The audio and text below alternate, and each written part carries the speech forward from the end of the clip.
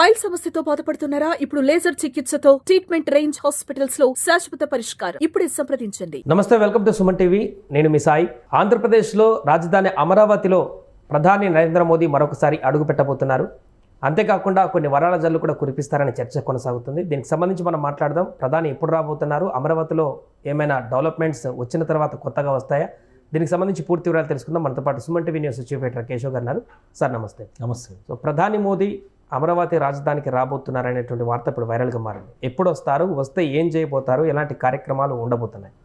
ప్రధానమంత్రి పర్యటనకి సంబంధించి ఏప్రిల్ 15 నుంచి 20వ తారీఖు అనేటువంటి ఒక చర్చ నడుస్తుంది. నాకు వస్తున్న సమాచారం ప్రకారం చూస్తే కనుక ఏప్రిల్ చివరి వారం వరకు ప్రధానమంత్రి పర్యటన ఉండే అవకాశం ఉంది. ఎందుకంటే 2 ప్రధాన అంశాలపైన ఇప్పుడు ఆంధ్రప్రదేశ్ ప్రభుత్వం కసరత్తు చేస్తున్నట్టుగా ఒక సమాచారం.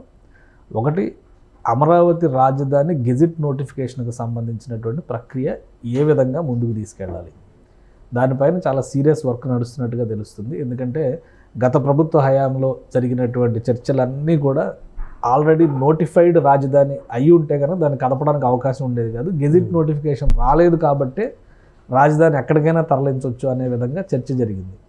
తర్వాత నెక్స్ట్ పాయింట్, జగన్మోహన్ రెడ్డి గారు పదే పదే చెప్పింది ఏంటంటే there is no seat of governance, ఎవరు ఎక్కడ కూర్చుని పరిపాలిస్తే అదే రాజధాని అని చెప్పారు. రాజధానికి అసలు రాజధాని గురించి రాజ్యాంగంలోనే లేదని చెప్పారు. సో ఆ చర్చ ముగిసింది కాబట్టి దాని గురించి మనం మాట్లాడాల్సిన అవసరం లేదు.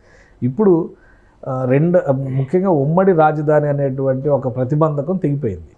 2024తో క్లోజ్ అవుతుంది. దాన్ని జగన్మోహన్ రెడ్డి ప్రభుత్వం రెన్యువల్ చేయమని కానీ, 2 సంవత్సరాలు పెంచమని కానీ, లేదా ఇంకో 5 సంవత్సరాలు ఇవ్వమని కానీ ఏది ప్రతిపాదన చేయలేదు. కాబట్టి కాలగర్భంలో కలిసిపోయినట్టే. కొత్త ప్రభుత్వం మళ్ళీ దాన్ని ఎక్స్టెన్షన్ గురించి అడగడానికి అవకాశం కూడా లేదు. ప్లస్ ఈ పరిస్థితుల్లో ఆంధ్రప్రదేశ్ ప్రభుత్వం ఏంటంటే రాజధానిని డెవలప్ చేయడమే లక్ష్యంగా పెట్టుకుంది. కాబట్టి గెజిట్ అనేటువంటి పాయింట్ చాలా ఇంపార్టెంట్ పాయింట్. దీంతోపాటు ఇంకొక చర్చ విస్తృతంగా ఏం జరుగుతుందంటే, కొంచెం అతిశయోక్తిలాగా అనిపించవచ్చు కానీ దేశానికి 2వ రాజధాని అనేటువంటి చర్చ విస్తృతంగా జరుగుతుంది. 2వ రాజధాని ఎక్కడ పెట్టాలి, అమరావతి అని కాదు, దక్షిణాదిలో పెట్టాలి అనేటువంటి చర్చ. దానికి వైబుల్గా ఉండేటువంటి నగరం ఏది? చాలా పాసిబిలిటీస్ ఉన్నాయి. ఒకవైపు బెంగళూరు గురించి మాట్లాడుతున్నారు, హైదరాబాద్ గురించి మాట్లాడుతున్నారు, లేదా ఇంకేదన్నా ఒక కొత్త నగరాన్ని సృష్టిస్తే ఎలా ఉంటుంది. ఎందుకంటే గుజరాత్లో 4 నగరాలు కడుతున్నారు, మహారాష్ట్రలో కొత్త నగరం ఒకటి కడుతున్నారు. ఇవన్నీ లెక్కలు ఉన్నాయి కాబట్టి ఇంకొకటి ఏదైనా సృష్టిస్తే ఎలా ఉంటుంది. ఆల్రెడీ నిర్మాణ దశలో ఉంది కాబట్టి అమరావతిని ఎంచుకుంటే ఎలా ఉంటుంది. ఈ అంశాలపైన కూడా చర్చ విస్తృతంగా జరుగుతుంది. సో దానిపైన కూడా ఒక అధ్యయనం జరుగుతున్నట్టుగా, కొన్ని కేంద్ర బృందాలు ప్రత్యేక పరిశీలనలు జరుపుతున్నట్టుగా ఒక సమాచారం ఉంది.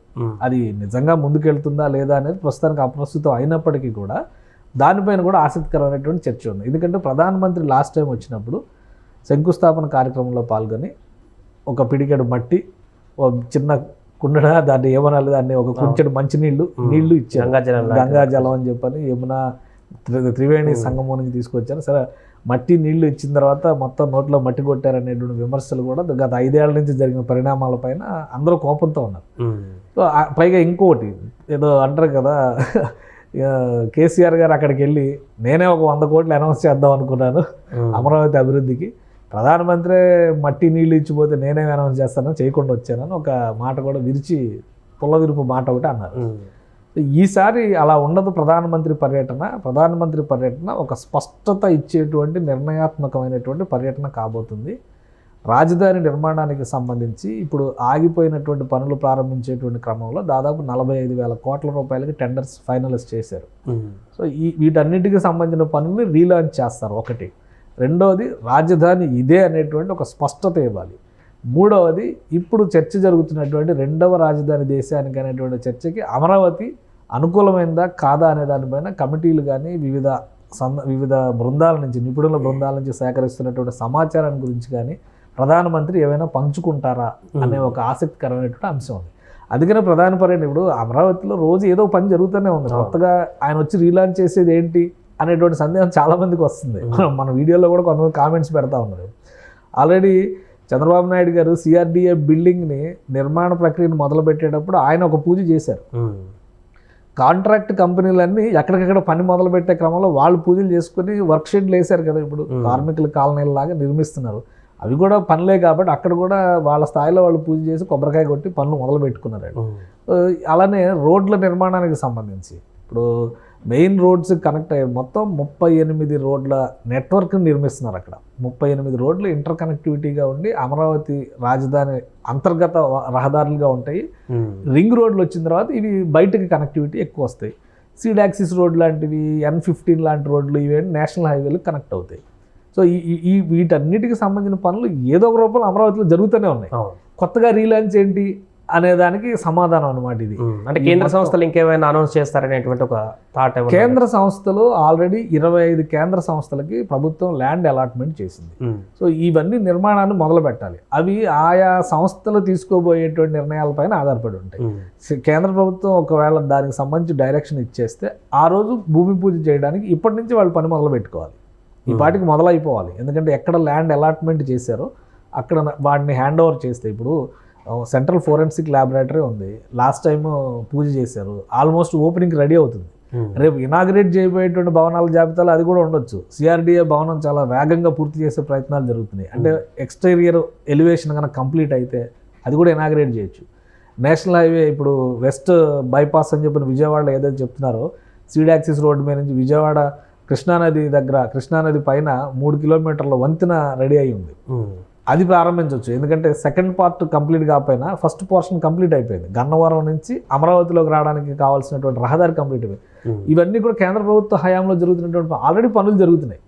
సో కొత్తగా చేయడానికి ఏముంది అనేటువంటి చర్చకి నిర్మాణాల రీలాంచ్ అనేది ఒక బ్రాండ్ ఇమేజ్ ఇవ్వాలి అనేటువంటి ఆలోచన చంద్రబాబు నాయుడు గారు చేశారు. సో ఈ ఒక 45,000 కోట్ల రూపాయల పనులు, అలానే కేంద్ర ప్రభుత్వ సంస్థలు మొదలుపెట్టేటువంటి కొన్ని పనులు, ఆల్రెడీ ఇప్పుడు కంప్లీట్ అవుతున్నటువంటి పనులు, ఇవన్నీ కలిపితే ఒక 80,000-90,000 కోట్ల రూపాయలకు సంబంధించినటువంటి పనులు కనిపిస్తున్నాయి. ఇవన్నీ ప్రారంభోత్సవంలో భాగంగా ఒక భారీ అనౌన్స్మెంట్ అవుతుంది. రెండవది, ఏ నిర్ణయం పైన ఆయన ప్రకటన చేస్తారు? గెజిట్కి సంబంధించినటువంటి ప్రకటన ఉంటుందా?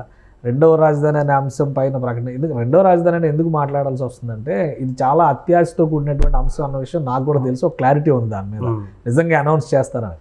రోజు రోజుకి ఢిల్లీలో పరిస్థితులు ఇబ్బందికరంగా మారుతున్నటువంటి నేపథ్యం. ఇప్పుడు కూడా మళ్ళీ నిన్న కూడా పొల్యూషన్ దీనికి సంబంధించి క్వాలిటీ కంట్రోల్ టెస్టులకు సంబంధించినటువంటి పర్యటన బృందాలు, ఎన్విరాన్మెంటల్ డిపార్ట్మెంట్కి సంబంధించిన బృందాలు ఢిల్లీ అంతటా పర్యటిస్తున్నాయి. ఎందుకంటే ప్రతి రూపంలో వాటర్ కానీ, ఎయిర్ కానీ, సౌండ్ కానీ, ఈ మూడిట్లు పొల్యూషన్ ఢిల్లీని ఘోరంగా దెబ్బతీస్తుంది అనేది చాలా క్లియర్గా కనిపిస్తుంది. ప్రపంచంలోనే పొల్యూటెడ్ సిటీస్లో ఢిల్లీ టాప్ 10లో ఉన్నటువంటి నగరం. సో ఈ ఇబ్బందులన్నీ చూసిన తర్వాతే మనవాళ్ళు ఇంకొక ప్రత్యామ్నాయం అవసరం అవుతుంది అనేటువంటి ఆలోచన చేస్తున్నారు. కాబట్టి ఆ క్రమంలో అమరావతి కంప్లీట్ గ్రీన్ సిటీ కాబోతుంది. ఎందుకంటే అక్కడ ఇప్పుడు ఉన్నటువంటి వెహికులర్ ట్రాఫిక్ కూడా రాబోయేటువంటి రోజుల్లో ఎమిషన్ ఫ్రీ డ్రైవ్ ఉండాలి అని నిన్న జరిగిన కలెక్టర్ల సమావేశంలో కూడా చంద్రబాబు నాయుడు గారు ఒక మాట అన్నారు అమరావతి గురించి ప్రత్యేకతలు చెప్తూ. అంటే కంప్లీట్ ఎకో ఫ్రెండ్లీ వాతావరణం అమరావతిలో ఉంటుంది. ప్లస్ పాపులేషన్ వైజ్గా చూస్తే కనుక ఇప్పుడు నగర నిర్మాణం పూర్తయ్యేసరికి దాదాపు 50 లక్షల జనాభా అక్కడ కనబడేటువంటి అవకాశం ఉంటుంది. కేంద్ర ప్రభుత్వానికి సంబంధించినటువంటి వ్యవస్థల్ని భవిష్యత్ అవసరాలకు తగ్గట్టుగా తీర్చిదిద్దితే కనుక రాబోయే రోజుల్లో ఇది ప్రత్యేకమైనటువంటి నగరంగా, కేంద్ర ప్రభుత్వ కార్యక్రమాలకు ఆతిథ్య నగరంగా మారడానికి కూడా అవకాశం ఉంటుంది. అలానే చాలా ఈక్వేషన్స్ ఉన్నాయి. చుట్టుపక్కల చూస్తే మొత్తం వాటర్ సోర్స్ ఉంది, ఎక్కడ కూడా ఇబ్బంది లేదు, ప్రవహించే జీవనది ఉంది, పొల్యూషన్స్కి వెళ్లకుండా. అంటే ఇప్పుడు వరకు నగరాలన్నీ ఏంటంటే నగరాలు అభివృద్ధి చెందుతున్నాయి పరిశ్రమల ద్వారా అనుకున్నాం, కానీ పరిశ్రమలు అభివృద్ధి జరిగిన తర్వాత జరిగినటువంటి నష్టం అక్కడ అహ్మదాబాద్ ఫేస్ చేసింది, ఇక్కడ మూసీ నది ఒడ్డున హైదరాబాద్ ఫేస్ చేస్తుంది. ఢిల్లీ యమునా తీరంలో ఉన్నది కూడా విషతుల్యమైనటువంటి కాలుష్యం, నీటి కాలుష్యానికి కారణం అదే. సో ఈ సమస్యలు ఏవీ లేని నగరం కావాలంటే ఏది అనేటువంటి అన్వేషణలో భాగంగా ఒక అధ్యయనం అయితే జరుగుతుంది అంతర్గతంగా. సో అమరావతిని కూడా పరిశీలించేటువంటి అవకాశం ఉంటుంది. అలాంటి అంశాలు ఉన్నప్పుడు కేంద్ర ప్రభుత్వం చొరవ చూపి కొంత అధిక నిధులు ఇవ్వడం, అధిక ప్రాధాన్యం ఇవ్వడం. ఈ మధ్యకాలంలో మనం చూస్తున్నాం 2014-19 కూడా కూటమి ప్రభుత్వమే ఉంది, కానీ అప్పుడు చూపించినంత చొరవ ఇప్పుడు ఎందుకు చూపిస్తున్నారు? పోలవరం ప్రాజెక్టుకి ఎప్పుడూ లేనంతగా 5,000 కోట్లు ఈసారి ఇమీడియట్గా రిలీజ్ అయినాయి. అంటే దానికి కారణం ఏంటి? వీలైనంత వేగంగా ఆంధ్రప్రదేశ్లో పనులు పూర్తవడం అనేది ఒక టార్గెట్, డబుల్ ఇంజిన్ సర్కార్ రిజల్ట్స్ చూపించడం ఇంకో టార్గెట్. ఒకవేళ అమరావతి అంతర్జాతీయ స్థాయి నగరంగా ఆ ప్రమాణాలకు తగ్గ స్థాయిలో రూపొందుతోంది అనేటువంటి నమ్మకం కలిగినప్పుడు దక్షిణాది కేంద్రంగా అమరావతిని రెండవ రాజధానిగా ప్రకటించిన ఆశ్చర్యపోవాల్సినటువంటి అవసరం లేదు. సో ఈ ఆప్షన్స్ అన్నీ ఉన్నాయి కాబట్టి ప్రధాన పర్యటన చుట్టూ ఒక ఆసక్తికరమైనటువంటి చర్చ జరుగుతుంది. అది ఫైనల్గా ఆయన ఏం కన్క్లూజన్ ఇస్తారనేది మాత్రం మనం వెయిట్ చేయాల్సిందే దానికోసం. రైట్. అది ప్రస్తుతం ఆంధ్రప్రదేశ్కి అమరావతిలోకి ప్రధాని మోదీ వస్తున్నటువంటి సందర్భంలో ఒక ఎలాంటి అంశాన్ని ప్రస్తావిస్తారు లేదా ఏం చెప్తారు, ఎలాంటి వరాలు కురిపిస్తారు అనేటువంటి అంశం ఒకటైతే, రెండవ రాజధానికి సంబంధించినటువంటి కదలికలు ఏమైనా ఉండొచ్చేమో అనేటువంటి ఒక ప్రశ్నలు కూడా ఉత్పన్నమవుతున్నాయి. చూడాలి ప్రధాని మోదీ వచ్చిన తర్వాత ఆయన ఎలాంటి స్టేట్మెంట్స్ ఇస్తారనేది. సుమన్ టీవీలో మీ పర్సనల్ అండ్ బిజినెస్ ప్రమోషన్స్ కోసం కింది నెంబర్కి కాంటాక్ట్ చేయండి.